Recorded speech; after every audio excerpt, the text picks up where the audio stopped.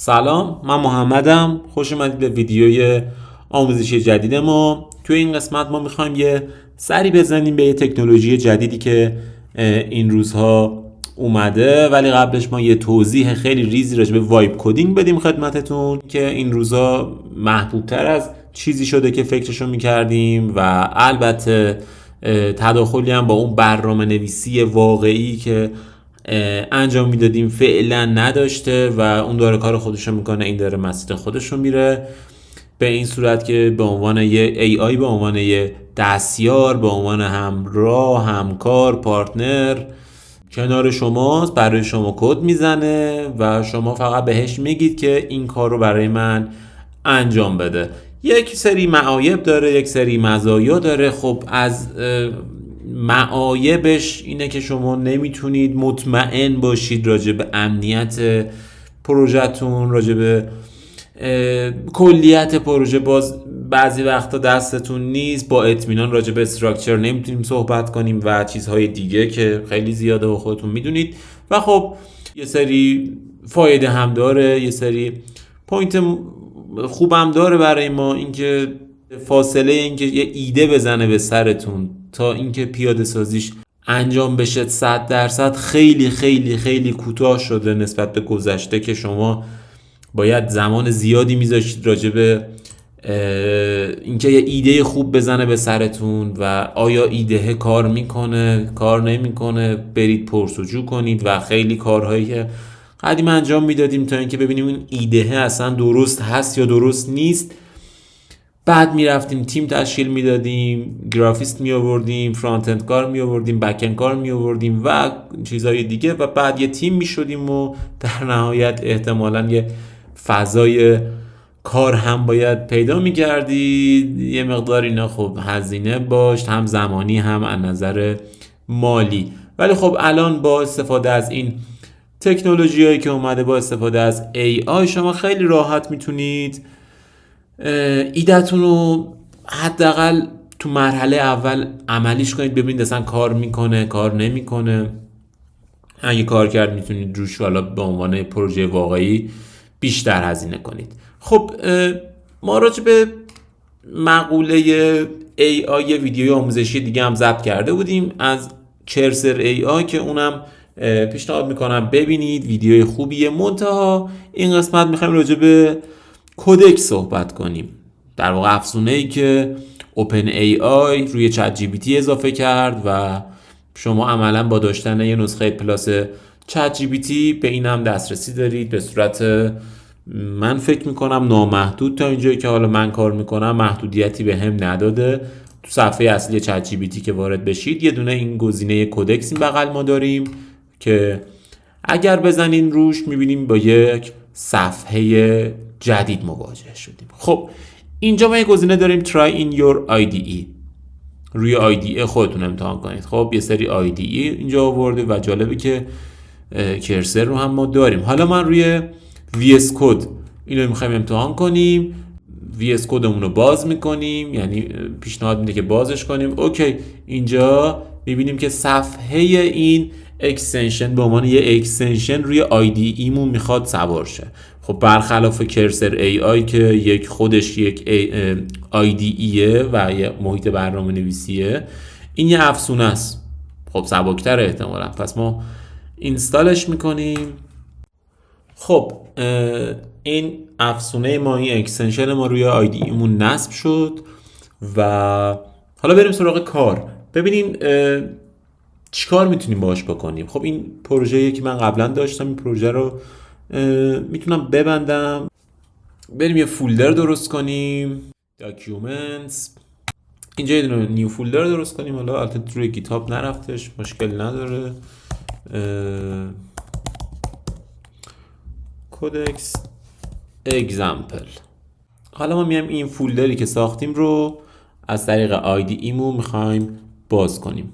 اوپن فولدر دوکومنت کودکس اگزامپل. خیلی خوب، ما داخل اون فولدر هستیم و همچنین افزونه کودکسمون همین بغل اضافه شده. حالا همه چی آماده است. کودکس رو باز میکنیم ببینیم چی میخواد ازمون.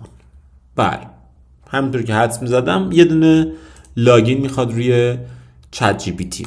خب حالا من اگر بخوام اینو ببرم به سمت راست، بله اینجوری ما اینو میتونیم ببریم سمت راست و اون گوشه داشته باشیم و حالا کارمون رو شروع کنیم. خیلی خب من این مقدار بزرگترم کنم که میخوایم شروع کنیم به کار. ما میخوایم اولین پرامپتمون رو بنویسیم.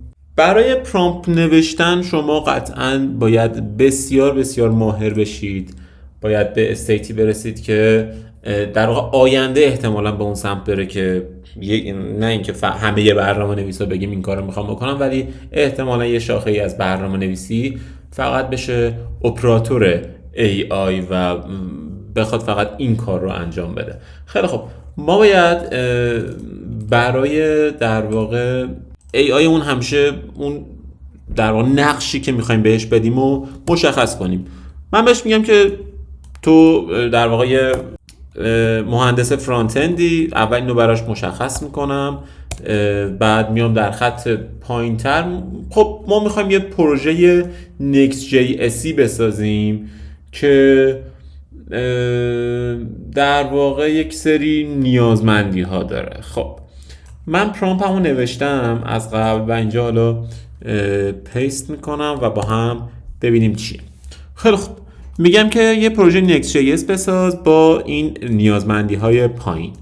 فریمورکش Next.js باشه، روتینگش پیج روت باشه، لنگویجش زبان برنامه نویسیش در واقع اینو نیازی نداریم بهش پاکش کنیم، زبان برنامه نویسیش تایپ اسکریپت باشه و حالت استایلینگ و CSSش حالا برنامه نویسی CSSش با تیلوین CSS ورژن 4 باشه. خب اینو ما بدیم ببینیم چیکار میکنه تا اینجای کار، ببینیم قرار چه اتفاقی برامون بیفته.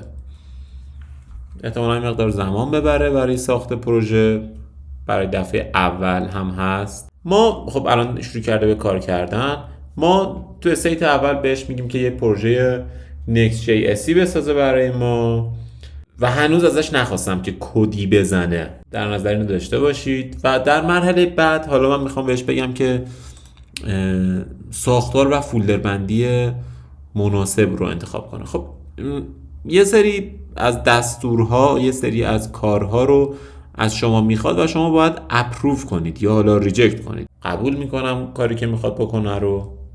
خب مثل که مراحل نصب در واقع پروژمون تموم شده. من الان یه دونه npm run dev بزنم و پروژه رو اجرا کنیم که خطا داریم. خیلی خب یه خطا داریم احتمالاً سر نصب کردن پکیج ها به ارور خورده. من اینجا رو پاک کنم و خب حالا هم میتونیم بیایم خودمون پاک کنیم این پکیج ها رو و هم نود ماژولمون رو پاک کنیم، هم پکیج لاگ جیسون رو پاک کنیم، یه بار دیگه npm آی بزنیم. همین که میتونیم از AI استفاده کنیم، میتونیم بگیم فیکس یا اصلا میتونیم به فارسی بگیم، ببینیم به فارسی در واقع چیکار میکنه. بگیم که موقع اجرای برنامه خطا داره، لطفا درستش کن. با فارسی چیکار میکنه؟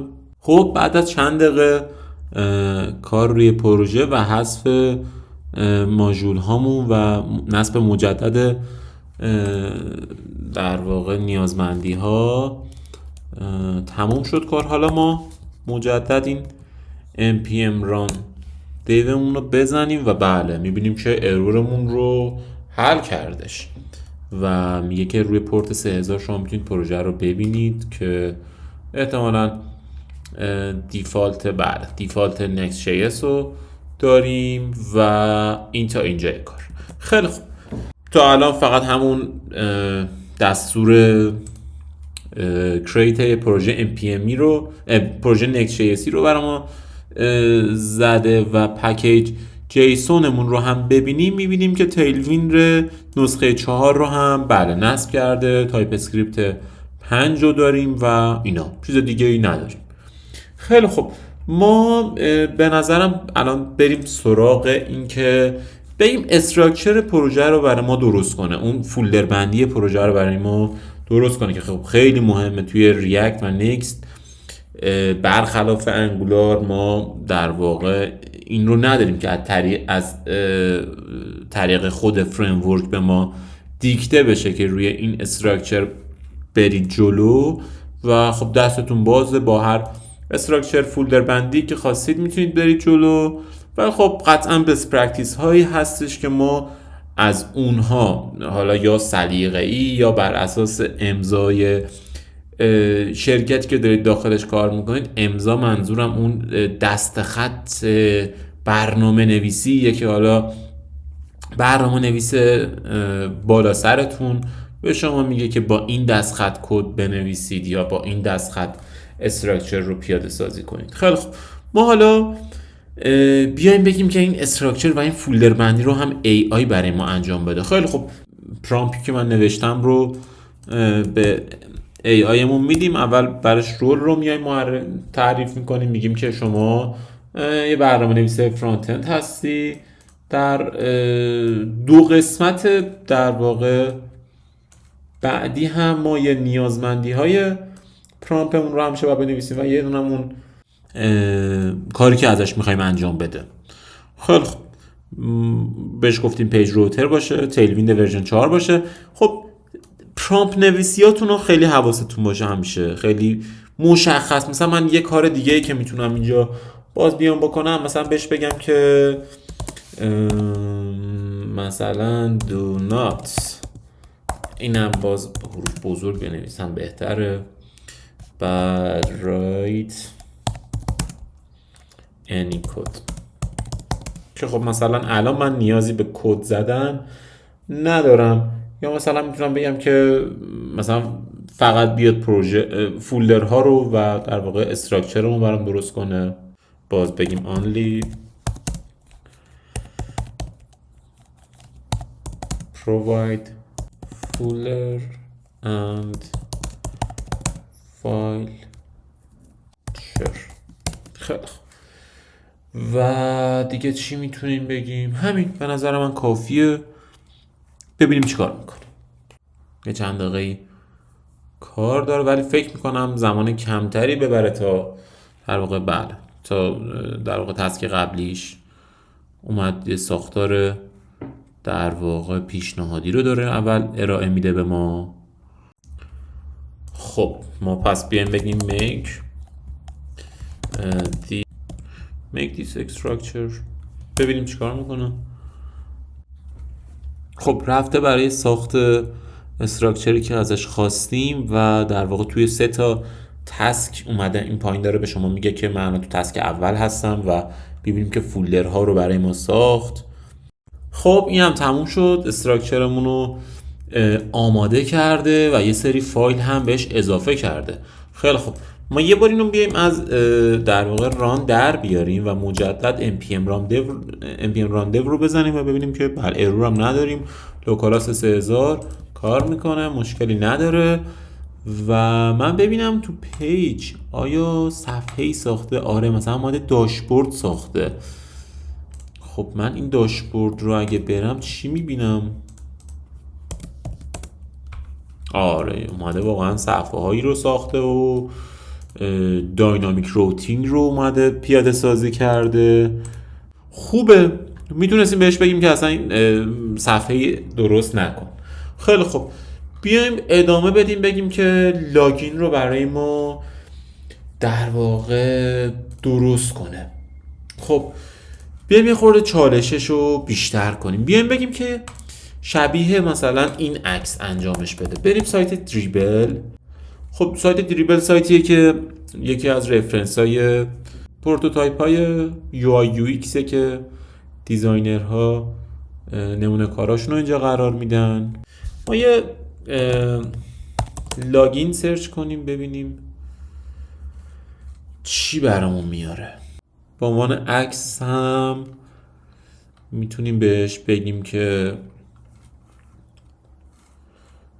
بذار اصلا به چالش بکشیم و بگیم که یه عکس خودت اضافه کن. خیلی خب، من این عکس رو باید کراپ کنم. حالا با هر ابزاری که داریم ما از مک داریم استفاده میکنیم، اینجوری میتونیم کپی کنیم این عکسو و بریم به سراغ آیدی ایمون. خب انگلیسی بگیم یا فارسی بگیم؟ مثل اینو فارسی بگیم بهش، بگیم که یک صفحه لاگین برای من درست کن. پایینتر بگیم فقط ظاهرش برای من مهم هست. صفحه شبیه عکس ارسالی باشد. کامند وی یا حالا روی ویندوز کنترل وی اضافه شد عکسی که کپی کرده بودیم. برای من یه صفحه لاگین درست کن، فقط ظاهرش برام مهم است. صفحه شبیه، بذارید اینو با هم پاک کنم، این به نظرم پرامپت خوبی نیست. برای من صفحه لاگین درست کن، یک صفحه لاگین برای من درست کن شبیه عکس ارسالی باشد و وقتی روی دکمه ورود زد بره به داشبورد. اصلا داشبورد. خب بزنیم ببینیم میره نمیره، چی میشه. این پرامپت فارسی و خیلی مبتدی و به همراه یه عکس، ببینیم چی کار میکنه. خب کار کودکس ما تموم شد و ببینیم که چی کار کرده. صفحه فکر کنم تو همون صفحه یعنی تغییر داده، یا ای بابا شما نوشتیم لاگین. بله دقیقاً همون چیزی شد که ازش خواستیم و بله عکس رو هم خودش اضافه کرد. اصلا خیلی این یه چیز عجیبیه که این چیزی که بهش تحویل دادیم، این عکسی که بهش تحویل دادیم و این کاری که AI برای ما انجام داد بدون اینکه ما یه خط کد بنویسیم و خب این خیلی سرعت کار شما رو زیاد میکنه. این احتمالاً دیولوپر جونیور رو از بازی خارج میکنه احتمالاً تو شرکت ها و توی یه سری از بیزنس ها. و من که واقعا شگفت زده شدم از این صفحه‌ای که زد، طبق دقیقاً اون دیزاینی که من بهش شدم و جالبتر از همه این که با یه پرامپت فارسی یک صفحه لاگین برای من درست کن، صفحه شبیه عکس ارسالی باشد و وقتی روی دکمه ورود زد بره به داشبورد. آها اینو چک نکردیم. لاگین، بله رفت روت داشبورد. بسیار عالی. خب آقا ما دیگه چی کار میتونیم بکنیم؟ برید سراغ دیزاین داشبوردتون، برید سراغ پیاده سازی لاجیکتون، برید سراغ افزایش امنیت پروژهتون، در نهایت برید سراغ بک‌اندتون، API هاتون، کانکت API هاتون به فرانت و فرانت به بک‌اند و اینا. خیلی خوب، خیلی عالی بود، خیلی زیبا بود. به نظر من برای این جلسه کافیه. برای جلسه بعد ما میتونیم بریم سراغ داشبوردمون، میتونیم با همین کودکس بریم سراغ داشبوردمون. همچنین میتونیم همزمان در یکی از ویدیوها احتمالاً این کارو کنیم، همزمان هم از کرسر AI استفاده کنیم هم از کودکس با پرامپت های یکسان، ببینیم خروجی کدوم بهتره، مقایسه ای کنید و ببینیم که کدوم در واقع بهتر خروجی میده بهتون. خیلی خوب، امیدوارم از این ویدیو خوشتون اومده باشه. اگر که به دردتون خوردش این ویدیو یا میخواید این ویدیوهای وایب کدینگ ما ادامه دار باشه، حتما کامنت بذارید، لایک کنید، سابسکرایب کنید. ما سعی میکنیم هفته 1 یا 2 تا ویدیو با موضوع و محوریت وایب کدینگ داشته باشیم. تا ویدیوی بعدی، خدا نگهدار.